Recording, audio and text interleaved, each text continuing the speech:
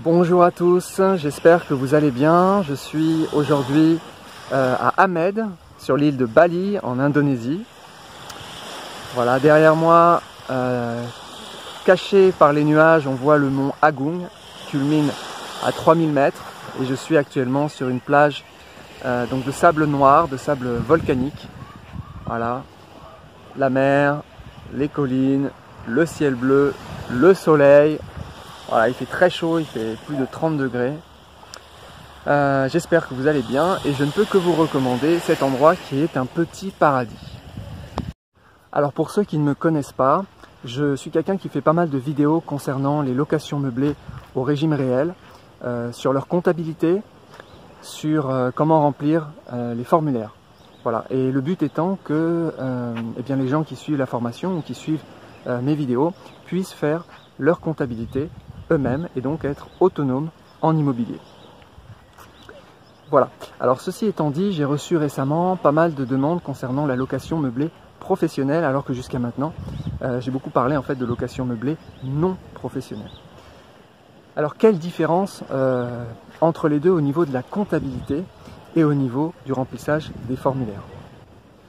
Alors l'objectif de cette vidéo n'est pas de rentrer dans le détail du remplissage des formulaires, ni même dans le détail de la comptabilité. Pour cela, je vous renvoie vers la formation, le lien est en description.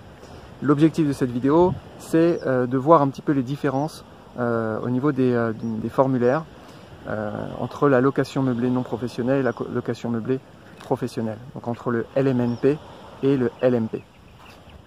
Alors pour rappel, on avait deux formulaires à remplir pour l'impôt des professionnels, c'était le 2033 et le 2031, et un formulaire à remplir pour l'impôt des particuliers, qui était le 2042C Pro. Voilà, donc ça c'était pour le LMNP. Pour le LMP, eh bien, c'est les mêmes formulaires à remplir. Alors au niveau du 2033, celui qui est un peu compliqué à remplir parce qu'il y a le bilan, les comptes de résultats, les amortissements, les immobilisations. Donc c'est là où on fait la décomposition par composants, etc. Donc tout ça est bien détaillé dans la formation.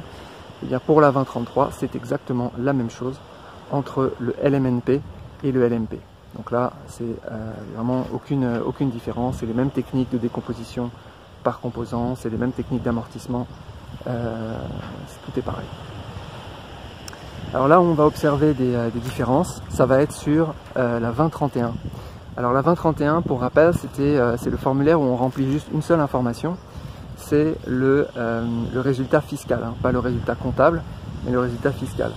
Eh bien, le résultat fiscal est à remplir non pas dans la case BIC non professionnel, mais il est à remplir dans la case BIC, puisque quand on est en location meublée professionnelle, eh bien, on est en BIC professionnel, c'est-à-dire en BIC normal.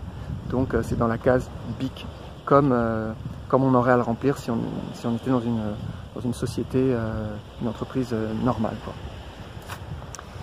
Alors, il y a quand même une autre petite différence avec le LMP, c'est que si vous avez une autre activité, par exemple une entreprise de prestation de services informatiques, et que celle-ci a aussi un résultat fiscal, on va dire un résultat fiscal positif de plus 20 000 euros par exemple, et bien ce résultat fiscal positif va venir s'ajouter, s'agréger au résultat fiscal de votre activité de location meublée professionnelle. Donc si vous avez par exemple un déficit de 10 000 euros sur votre activité de location meublée professionnelle, et si vous avez 20 000 euros de résultats positifs sur votre activité de prestation de services informatiques, eh bien vous allez faire 20 000 moins 10 000, eh bien ça fera 10 000. Donc vous allez déclarer un résultat fiscal de 10 000 euros. Alors il va falloir aussi dans ce formulaire détailler par entreprise quels sont les quotes-parts relatives aux bénéfices ou aux déficits.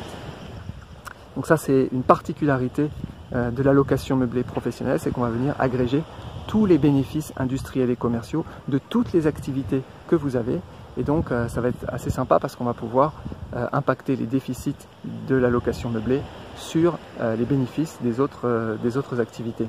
Donc ça c'est quelque chose qu'on peut faire en LMP mais qu'on ne peut pas faire en LMNP.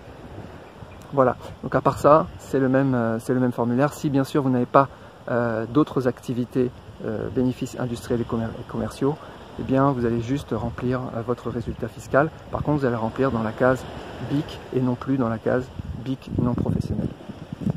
Voilà, donc c'est une différence assez, somme toute, assez mineure. Sur les impôts des particuliers, donc sur la 2042C Pro, on se souvient que pour le LMNP, on avait une partie qui était dédiée au BIC non professionnel, donc location meublée non professionnelle, et on remplissait dans cette partie du formulaire. Donc cette fois-ci, on ne va pas remplir dans cette partie du formulaire, on va remplir dans la partie bénéfices industriels et commerciaux. C'est quelque chose que je détaille aussi dans la formation où je montre comment remplir ces formulaires. Donc voilà, c'est juste dans une autre partie de la 2042C Pro. D'ailleurs, il y a indiqué BIC, y compris les locations meublées professionnelles. Donc c'est un autre cadre, mais c'est dans le même formulaire. Voilà, donc pour résumer, sur l'alias fiscal, sur la 2033, aucune différence. Sur la partie comptabilité, aucune différence. Sur la partie 2031 et 2042C Pro, quelques différences mineures, mais qui peuvent être très intéressantes, en particulier si vous avez d'autres activités BIC, donc vous pouvez impacter les déficits sur votre activité globale. Ça, c'est quelque chose qui peut avoir un impact significatif au niveau des impôts. Voilà, donc si vous voulez en savoir plus, que vous soyez en LMNP ou que vous soyez en LMP, vous pouvez aller jeter un coup d'œil à la formation que j'ai faite sur le sujet. Et moi, je vous dis à bientôt. Je vais continuer mes petites vacances qui durent déjà depuis 6 mois. Mais je pense que je vais faire 6 mois de plus, ouais. Voire même 1 an de plus. Allez, je vous souhaite une bonne journée.